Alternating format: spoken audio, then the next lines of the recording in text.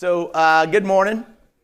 My name is Bill Elizondo, and I am a 20 group moderator for the NIADA. It had a slide on here that was supposed to be who I am and what I've done. And it's surprising, I don't think that everybody really knows all of my history, so I'm going to give you just a quick rundown of that. Been in the business for about 33 years or so.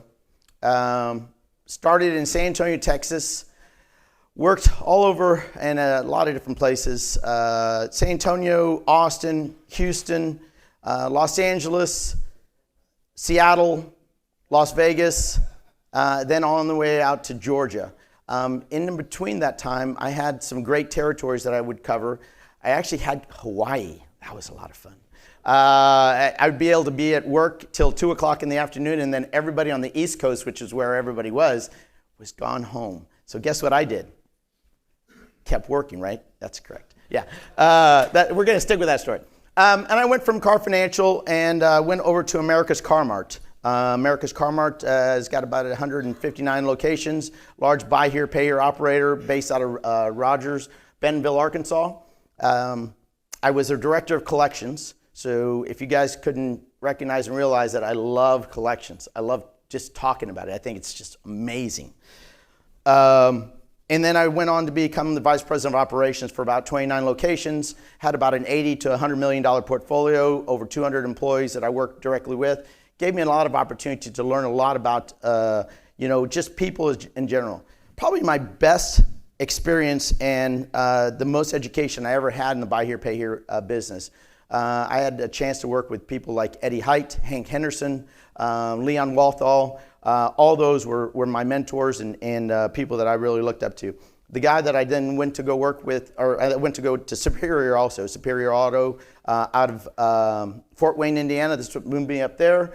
Wife wasn't extremely happy about being in the cold, but we're there now. And it's been great. I have a wife, a daughter. Daughter goes to Purdue University, who's right now playing Ohio State. Don't worry about it. I'm not going to watch the game. But I'm an avid swimmer. I love to run. Triathlons. Pretty much there's not very much that I wouldn't go out and try and do at some point in time if someone has said, hey, I dare you to do this. Yeah, don't dare me. But that being said, a lot of the things that I do now is the experience that I talk about within 20 groups is not just my experience. It's pretty much I take it from everybody else. 20 groups, and what we have within 20 groups is we have a board of directors. A 20 group is all about the individuals that are going to be there in that group that are going to be similar minded, have the same types and or sizes of businesses, and have the same idea of what they want to try and accomplish, whether they want to grow, maybe they want to stay the same, maybe there's something else that they want to do. But it's like a board of directors. It's a chance that you get to be able to talk with individuals that are going to give you ideas, thoughts, and concepts about what exactly is successful in their business or what might be something that you didn't think about that's going to be maybe successful in your business. So today we're going to talk a little bit about what we talk about within a 20 group, and then I'm going to give you some insights at the very end because we always talk about hot topics. And hot topics is going to be one of the best things that we ever talk about because this is on you. What's the most important thing to you at that point in time? So first, industry insights. We go through market conditions, statistical data, and benchmarks. We talk a little bit about that at the very beginning to kind of give you at least some ideas of what the thoughts and what's happening out there in the market today. Gives you a chance to be able to understand, maybe not directly from your business, and although we have a composite that we're going to talk about in a second, that gives you some of the benchmarks of the entire NIADA, but we also take information from other sources as well, and this is what we talk about within the industry insights. Agenda topics. This is on the agenda committee. I normally have 3 people that are part of this agenda committee. They discuss and talk about what they want to talk about in the meeting. So it's a little bit of something that's important to them, which is great. Because if it's important to them, more than likely it's going to be important to the rest of the group. And it's interesting as to some of the topics that these guys come up with. This is one that we actually had. How do you drive more customers to your store? Well, that was the agenda topic, and right underneath is what we had as an explanation as to what exactly goes into that. The interesting part of it is that this is just one of the things. You would say, well, that's pretty easy, Bill. You get a marketing company, you get somebody out there. No, there's a lot more that goes into this. There's a lot more discussions. And this one agenda topic might take an hour for everybody to give their ideas. You heard Tim this morning asking, what did you learn yesterday? Well, all that kind of goes back to the same thing that we do within these agenda topics and these conversations that we have. So we're pretty excited about a lot of the things that we do and we talk about. The composite. Composite is going to be all of your financial data and your financial information. The importance of this is that if you put numbers and good numbers in, accurate numbers, you're going to be able to help somebody who might see those and compare themselves to you as trying to make themselves better, or maybe feel good about what they're doing already because they might be a little bit better than you. But if you don't put accurate data in, you're not getting the benefit. And we always talk about, people having apples to apples and not having an apple to an orange. You want to have as much of this information as accurate as possible that you're going to be able to compare to somebody else. Because when you can see these numbers, you can compare them. I can tell you right now, it's so beneficial to you and it's beneficial to them as well because you're getting more out of this at that point in time than anybody else. But we talk about things like numbers of deals leased, contractual delinquency and account loss. Best idea. Who loves to hear about the best idea? Holy cow. That is one of the greatest things that we have. And it's a contest. You can win money. You're like, whatever. Telling you, it's good. Hey, and you know what? Even if it's just a few $100s to a dealer, guess what? They're excited to win it. They cheer about it, they talk about it, and they wave that money up because they're winning something that's, hey, they actually had a really good idea. Now, the best idea is not something you just came up with and you say, hey, let me throw this out there. It's something that has to be proven and tested by you. So it's not anything that's not been successful, but it's something that's being successful within your organization that helps you create a better opportunity for your business and maybe saves you money as well. I remember one of my members talking about that he's actually made over $500,000 off of one best idea in the last 15 years. That's pretty impressive. And you know what it was? CPI. Didn't think about it. Didn't know that he could actually make money off of that.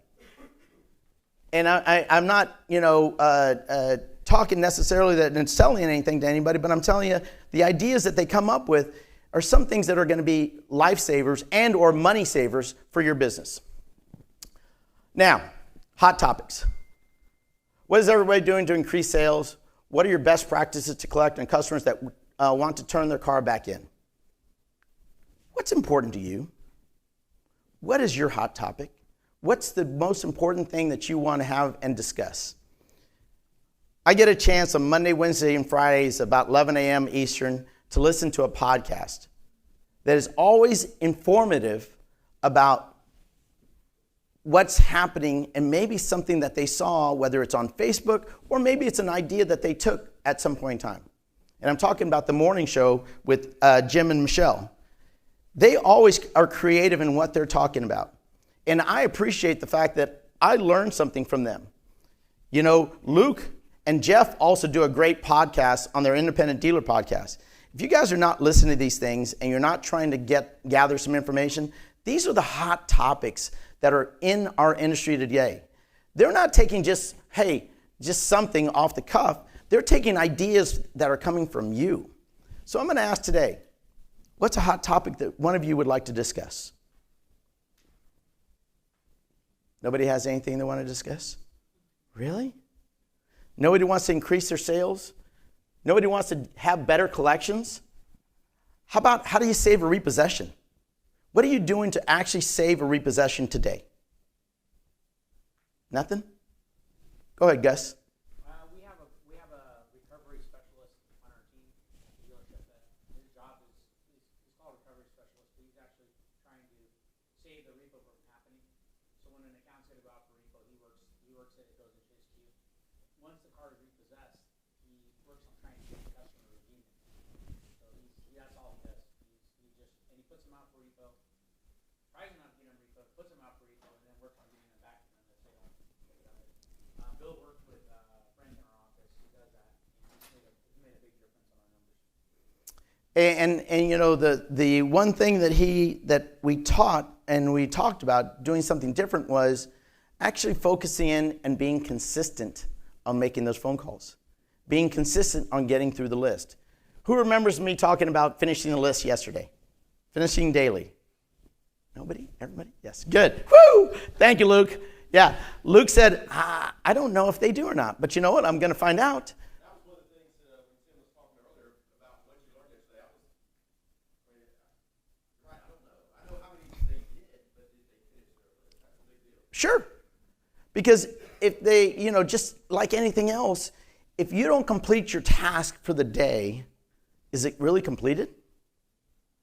No.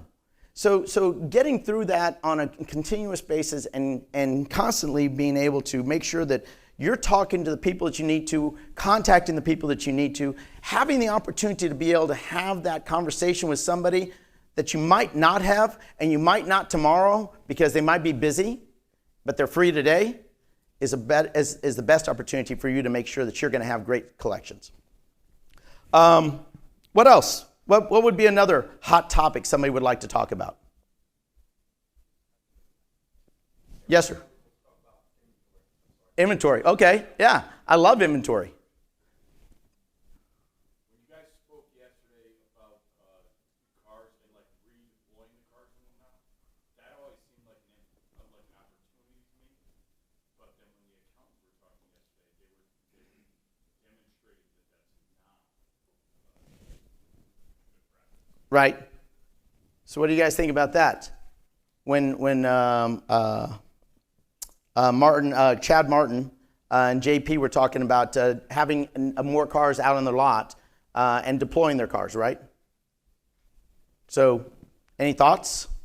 Just the reconditioning of cars and putting them back out there. Right. And collecting that next loan. Yeah. Does anybody have any thoughts on that? I do very little recycling, which I'm in a different business than everybody in here. But we noticed that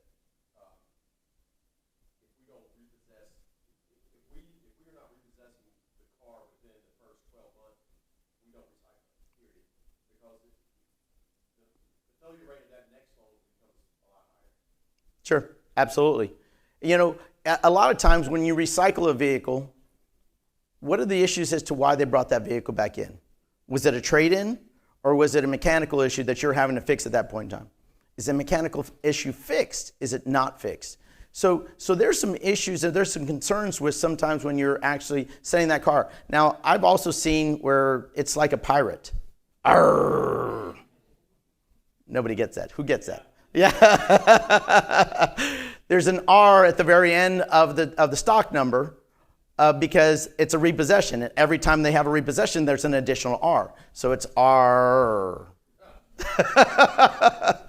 Okay. Yeah, that shows my age. But that's okay. I think there are different letters that everybody uses now because I think most of the customers caught on to some of that stuff. But these are different things that we talk with in the 20 groups. And this is not a pitch to be in a 20 group. This is a conversations to make sure that you all understand what happens when you actually have peer-to-peer conversations, when you're talking to somebody that's going to have some of the same concepts, some of the same ideas, and you want to hear what they have to say. We've had some great conversations the last couple of days that everybody's kind of opened up and talked about different things, which has given us insights. Without those insights, you can't really be as successful as you really want to be. Because do you know everything? Does everybody know everything? No, I don't know everything either. I learn things every day, each and every time. The benefit is that within these groups, within these organizations, whether it's being the state association that you might be a part of, being the national association that you might be a part of, whatever it is, at any point in time, you're going to get a chance to be able to have a conversation with somebody that's going to be similar to you. But in a 20 group, they're non-competing. So you're not going to have somebody that's going to be right next door that you're going to tell them all your secrets in normal cases. We are having a group right after this I'm not pitching that either, but if you want to come, you can. Soft pitch. You did. But we are having an opportunity to be able to have discussions. And it's an open discussion because we're not going to be showing any composite data. We're not going to be showing any financial data. So at the end of the day, these are just ideas and concepts that you want to talk about and you're be willing to discuss at that point in time. We will get into composite and we will be talking about those things because I feel very strongly about a composite. Within our groups that we have these conversations of what's the most important thing to you? Give me 2 good things and 2 bad things that you think that you've done. And you know what? It's pretty interesting to see what these bad things these dealers will actually say, hey, here's what I didn't do well. Because a lot of times it's hard to tell on yourself, right? How many times do you want to tell somebody that you failed? You ever want to tell somebody you failed? Nope. Show of hands, who wants to tell somebody they failed? No, nobody does. Why would you? But if you talk about it within your peer group, within the people that are going to be there to help you, to guide you, to give you direction, those are going to be the individuals that are going to help you grow and be better at what you're doing. That's the idea of what we try to accomplish. Best idea, that's all about the insights of 20 groups and why it's a benefit to be in a 20 group. I'm not saying to be part of NIADA. I'm not saying to be part of anybody, but I'm saying to be at least have a conversation, to listen, to understand, to be part of an organization where someone wants to help you be better. Because at the end of the day, the most important things that you're going to get from 20 groups and or just peer-to-peer conversations is that you're going to be able to have some honesty and sometimes some things that you might or might not agree with and or like. But they're going to be at least give you insight to help you grow. Does anybody want to share one of their best experiences in a 20 group? There's a few of you in here. Sure. Nick. I've been in 20 groups since 2006, since pretty much my whole career. And I was in a retail group for a very long time with Dan and Gus, and I loved it and great people, but my business was moving more in the in-house direction, and so I left in 2020.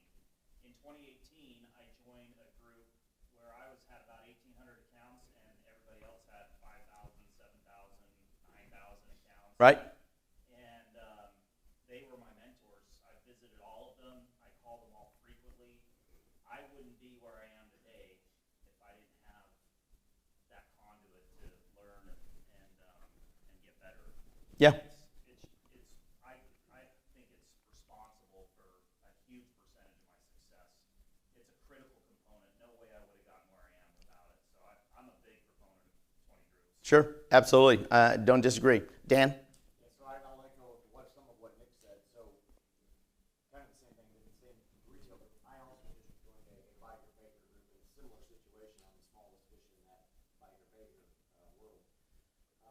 But, on either side of me, I've got 2 of my closest friends that I've met through this. Our families take vacations together. I watch their kids grow up. So not only professionally, you're also 2 people that I look up to most in this business. They help me along huge. So not only from the business aspect, but I've met lifelong friends as well. Sure. Go through some of these things. I'm not alone. We go through some of this stuff together. Yep, absolutely. I agree, and I think that's another benefit to it. You actually become and get close to the people that you get a chance to talk to. Because you see each other 3 times a year in most cases. You get a chance to actually break bread with them, have maybe a drink or 2, go and have some fun, talk about them, talk about their families outside of work. It's not always about work each and every time, but it's about that relationship that you're building. And what is our business all about? Relationships. we're going to build a relationship with somebody at some point in time. And those are just a couple of great, ideas that you can get from knowing, understanding, and being able to work through some other things. Yes, sir, Brett. So I think one of the best things that happened to me in my 20 group that happened in the group that I was in with Gus was inside that 20 group, it's so much different from your dealership because nobody who works for you will tell you you're wrong. Yeah, boss. You're the man, boss. That's a great idea. You go to a 20 group, that's the stupidest thing I've ever heard. And I remember being in a group with the Pinnacle Group, and Jeff Baker was there with his two sons, and they had this unique situation where the one son ran service, the other son ran the store. Jeff was kind of pulling back, and of course those who know my father know that he held on to everything as tight as he could. And they looked right at him, and nobody talks to my father this way. And they said, well, the problem there is you're the problem. And it was a very uncomfortable meeting for the next couple of days, and he vehemently disagreed. And by the end of it, he was like, at the end of the day, as a business owner, you are the tip of that spear, right? Or the bottom of that funnel. And if you can't get out of your own way, you are holding your business back. Sure, absolutely. You need your friends to tell you, like, you're messing up. So if your ego won't allow you to receive that feedback, probably is living in a bubble, not for you. But you're right, when you're ready to really grow, they will look you right in the eye and say you're dumb. So let me help you. It's never going to work again. It will. It definitely will. Yes, sir. I think the value is not just what you get out of the meetings. The value is the ability to talk to one another. You've got a group text or group of message that we can share information. And I ask them all the time something that I didn't know, and I'm like, and I get a consistent response. And I think that's a tremendous value that you can't get elsewhere. Absolutely. I would agree that because you've opened up that conduit to be able to have conversations consistently. Again, it's throughout the year. It's not just 3 times. Anytime that you have a question or concern or you want to throw an idea out to the group, you can bounce things off of them. And they're just going to respond to you. Nothing gets talked about outside of the meeting. Now, this is why, not necessarily am I talking about anything specific that anybody did, but what we talk about inside the meeting is so powerful and so, insightful that it grows and gives you opportunities to be able to be better and to help you be a better operator, be a better person, and sometimes have the best relationship that you're going to have with your business or your staff at that point in time as well. Because like Brett said, and I agree with this, everybody in your business is probably going to tell you it's okay, and you know what, it's great, and it's wonderful, and that's a great idea. But somebody in the group is going to tell you, that stinks. Why would you do that? You're wasting money. Don't do that. Let me tell you, I went down this path, blah, blah, blah, whatever the case may be. So, all right. Any questions? Thank you very much.